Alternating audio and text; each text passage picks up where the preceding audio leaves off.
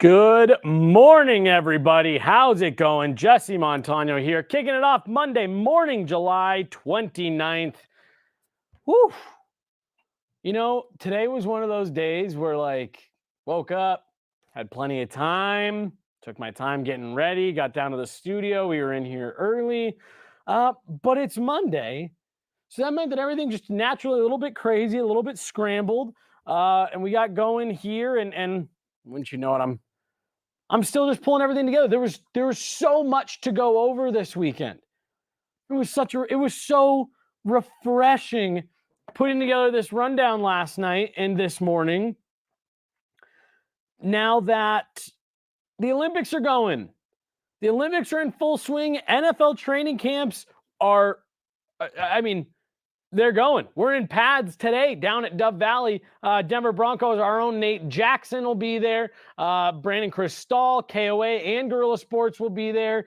So we'll be talking to you guys more about that throughout the day. We'll have some updates from Dove Valley. We'll have a Broncos update show here this afternoon at 2 p.m. Then I'll be chatting with you guys also at noon, talking all things Avs, NHL, all good things in the world of hockey. But like I said, guys, fun, exciting morning today. We got to go through everything from the weekend, pour over everything, going back to the opening ceremonies on Friday, and then the games through both Saturday and Sunday. My wife and I were just glued to the TV all weekend long. It was great. I'm looking forward to continuing to do that throughout the weeks. We got 15 days of Olympic action. We're only 2 full days in. The third day is going on right now. So we're going to talk about what's going on there, maybe some of the top events of the day. We're going to take a look at the medal count. We're going to get an update on the drama that's been unfolding in women's soccer with Team Canada. We're also going to check in on how the Colorado gals are doing for Team USA. Then we will get back down to Dove Valley for a quick little Broncos update. That's more uniform-based. But first, let's talk a little bit about what kicked everything off last week with the Olympics and the opening ceremonies in Paris. This was billed all week. You guys heard us talk about it multiple times right here on this show. This was being billed as one of the bigger events and one of the bigger opening ceremonies in the game's history. Weren't happening in an arena. It was being billed as this massive event. They were going to come down the Seine River, arrive at the Eiffel Tower for this grand entrance, all the countries coming in on one boat. And it just really didn't live up to the hype, folks. It was very clearly made for TV. The coordination and the speed of the boats just wasn't what they had kind of advertised it to be relative to what all the marketing material. The marketing material had showed it as this, grand kind of procession with all the countries coming down the Seine River together and at sunset. And yeah, right there's the shot we got. All the countries together lined with people and, the canal just filled with boats and this big celebration. And that just wasn't the case. It was one boat at a time. Several of the boats had multiple countries aboard. As you know, you had smaller nations that didn't necessarily require a grand, boat. And then the other part of the feedback that we've heard a lot online throughout the weekend was folks spent large amounts of money to get similar to, where you're seeing right here in this shot. People spent a lot of money to get tickets to be right there because, again, it was being billed as this is going to be the center of the action. All the boats, all the countries, the flags, everything's going to be coming right through here. And really what it ended up being was an opening ceremony that took place throughout Paris. I'm fighting off a sneeze again. This is like the fourth morning Guerilla Sports Daily that in a row where I've spent the entire time fighting a sneeze, and that time it finally came out. So, as I was saying, they kind of build this portion of the opening ceremonies, the epicenter of everything. But then as we were watching on TV, what you quickly found was that they wanted to showcase Paris. And they wanted to showcase the city and the history and all of that. And so really it all kind of took place around the city. There really was no one central area, at least that's how it appeared on TV. Now, we had some great shots that we got to see on television. LeBron James, carrying the flag for the U.S., all the flag bearers, in the pouring rain. It was some cool scenes that we got to see on television. But again, it seemed pretty miserable for the athletes.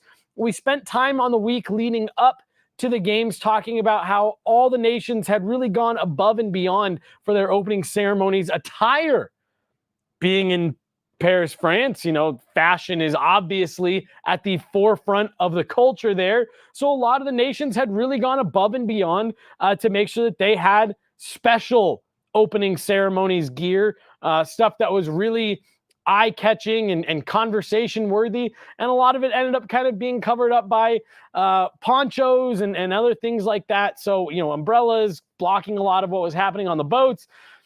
It just really kind of felt like it fell flat, in especially the way that it was being hyped up by the Olympics, by the city of Paris, that this was really going to be this kind of show-stopping, once-in-a-lifetime type event. It just seemed to miss a lot of different marks. And then you had maybe one of the more puzzling things I've ever seen at an opening ceremonies. Assassin's Creed, the video game, had a game, I believe it was the 2020 release that took place during the French Revolution in Paris, France. That's where the game took place.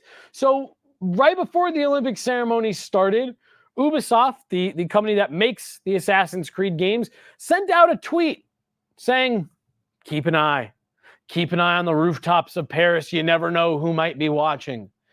And then throughout the entire opening ceremonies, it kept cutting to this. What everyone was kind of guessing was like, well, I guess that kind of looks like the guy from Assassin's Creed doing parkour on the rooftops of Paris. And the NBC broadcast was getting in on it. Who is this mystery man carrying the torch through the streets of Paris? And until right now, Monday, July 29th, 10 a.m. Mountain Time, no one has said a thing. Ubisoft, the Olympics, Assassin's Creed, no one said anything about why they did this, what this promotion was meant to be, or if it was just a, hey, we did a game here, so we think it'd be cool to reference that. I mean, that's kind of all it comes off as to me. Again, I feel bad beating up on the opening ceremonies because I know what goes into it. I understand the lengths that they had to go to production-wise to pull off something like that. Not at one central location, but all around the city. I know that was a massive lift, and there's a lot of people who worked really hard on it. That, to me, was just one of those instances where you missed the mark. You maybe overextended, bit off a little bit more than, not even that they could chew, but that was necessary to chew. I think back to the 2008 Beijing Games and the breathtaking nature of those opening ceremonies.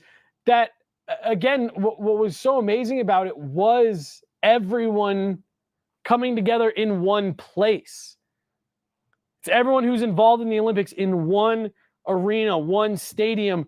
And the performances were amazing.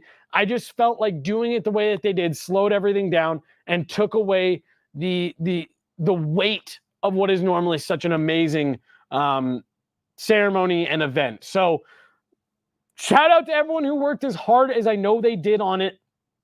But it was, unfortunately, things like this that just kind of led to an overall miss for the opening ceremonies, in my opinion. Now, here's what's interesting, though. The opening ceremonies, I think, as you go through the weekend, were kind of universally, we don't love it. Wasn't really what we were hoping for. However, viewership was way up for not only the opening ceremonies, but the entire opening weekend of the Olympics. The opening Saturday of the 2024 Paris Games averaged a combined 32.4 million viewers across the NBC networks and Peacock. This is up 83% from the 2020 games in Tokyo. Now, again, keep in mind, those were technically the 2021 games in Tokyo, as they weren't played due to COVID in 2020. So the 2020 Tokyo games that took place in 2021 were up 83% this weekend over those games, almost doubling the viewership on the opening Saturday. I've been reading through different articles. Not I was going to say polling folks I know, but that makes it sound a lot more formal than what I've been doing. Just been talking to different people. Have you guys been watching? What are you watching? What are you into? What have you been keeping an eye on? Are you guys watching the games today, et cetera, et cetera? And everyone that I've spoken to has been a yes to some extent. Oh, we watched this. Oh, we did that. And everybody that I've talked to has said, yeah, Peacock made it super easy. I saw some criticism Sunday morning from folks online. Imagine that. People on Instagram, on Twitter, on social media complaining about something. But what I saw was people saying, the Peacock app is just a little clunky. It lags, it loads. I haven't had that experience, but to me, I was willing to write that off to, yeah, you're on day one of bringing Olympic access, the most comprehensive Olympic access that we've ever seen in the United States, to tens of millions of people all at once. So, of course, it's going to be a little bit laggy, a little bit down. But Jay and I were talking about this last week, about just how impressive the Peacock app is for this year's Olympic Games. You can watch any event at any time. It does not have to be being televised on a major network. There's even been a couple things that we've clicked on that have not had play-by-play announcers, but it has live footage and some built-in audio from the competitors. It's incredible. I spent time bouncing back and forth between what Comcast and Peacock is calling the Gold Zone. It works just like NFL Red Zone. It bounces around to the top events, multiple events at a time if necessary, and takes you to the most high-stakes moments at the time it cuts in and out. We went from that. We were finding specific events that we liked as they were coming around, gymnastics, swimming, things like that. And then we were jumping to, they had a multi-view where NBC, Peacock had a couple different streams of 4 different games, and you could go into the different games and select on any one and expand it to the full screen. The other thing that they were doing, as we were watching standard events, I got super into slalom kayak this weekend. Those dudes, those guys and gals are unbelievable. The core strength, the upper body strength. But as we were watching that, we'd get a little pop-up in the corner that'd say, hey, this gold medal event is starting. Do you want to jump over to that? And you could hit one button and it would take you over to the other event. I think, look, Comcast, NBC, they get beat up on publicly a lot for good reason. Some of the broadcasting decisions they make here locally in Colorado, the RSN dispute, and look, they're the biggest company, right? They're the big bad empire. I get it. I think they deserve a lot of credit for what they're doing with these 2024 Olympic Games. I think they're making them more accessible than ever. They're making them entertaining, and they have clearly put a lot of resources toward what we're talking about. In the lead up to these Olympic Games, I spoke to you guys a lot about the fact that I felt that a lot of the shine and a lot of the hype had really kind of fizzled out of the Olympics, that people weren't as excited about them as they used to be. I think NBC and Comcast saw that, recognized it, and have gone to great lengths to try to make it accessible and try to build that excitement back around the Olympics. For me, like I said, we we did not change the channel. Well, I take back, we changed the channel on the Olympics, but we did not go off the Olympics all weekend. I think last night we turned on a movie, like kind of in the evening, because the games were done for the day.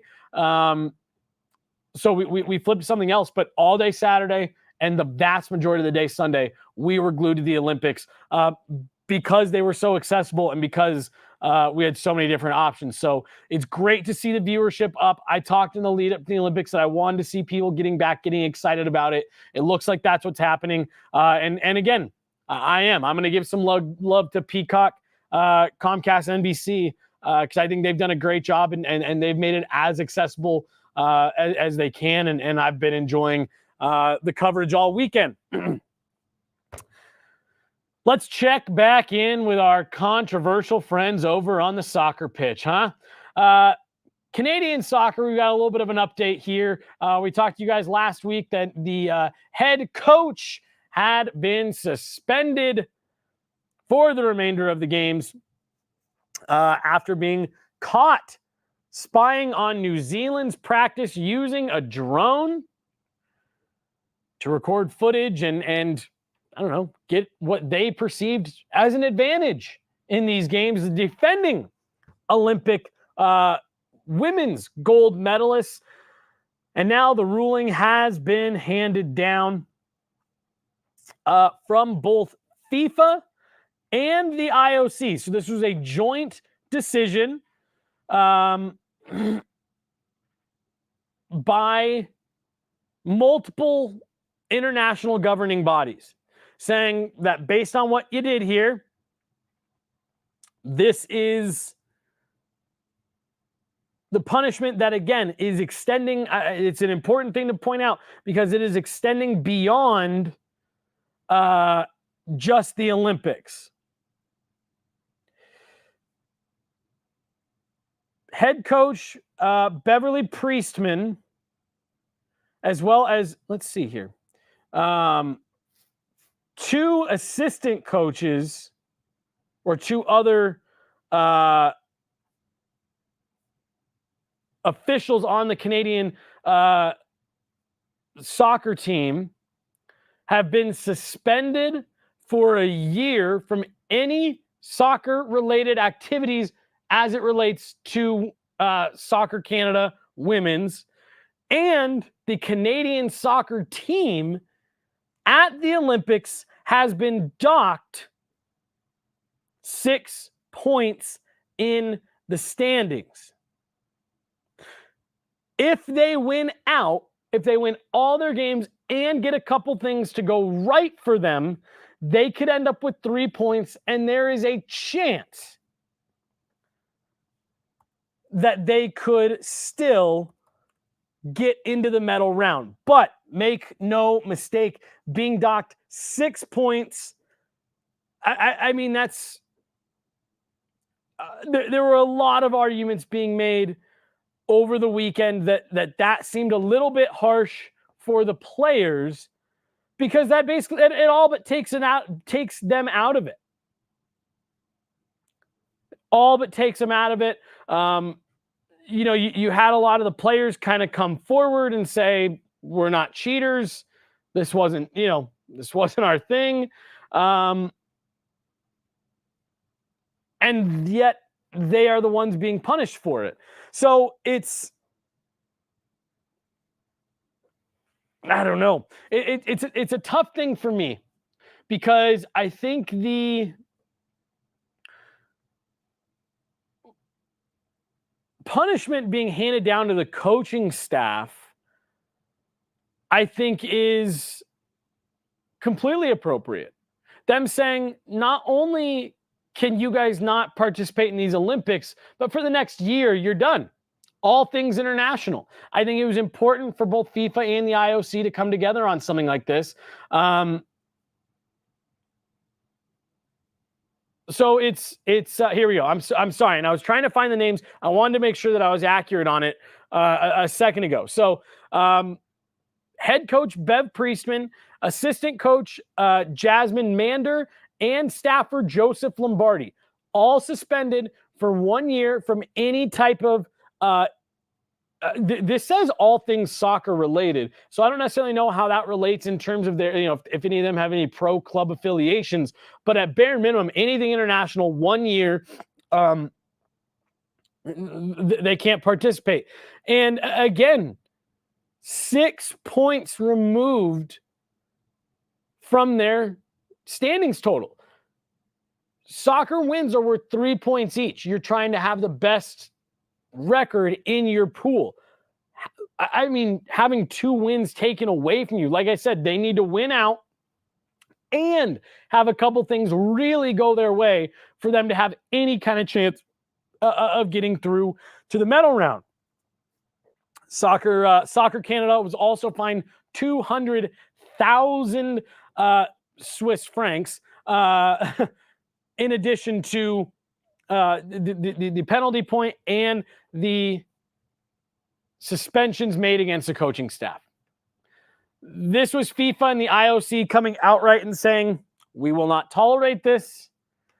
This does not represent what we want, being displayed at the Olympics. And this is not in the spirit of what these events and these games are about. And I couldn't agree more. Couldn't agree more. We said it the other day when we were talking on this show to do something like that at the Olympics, the way they did it. It's like you're just trying to get caught. You're flying a drone over another team's practice? Come on.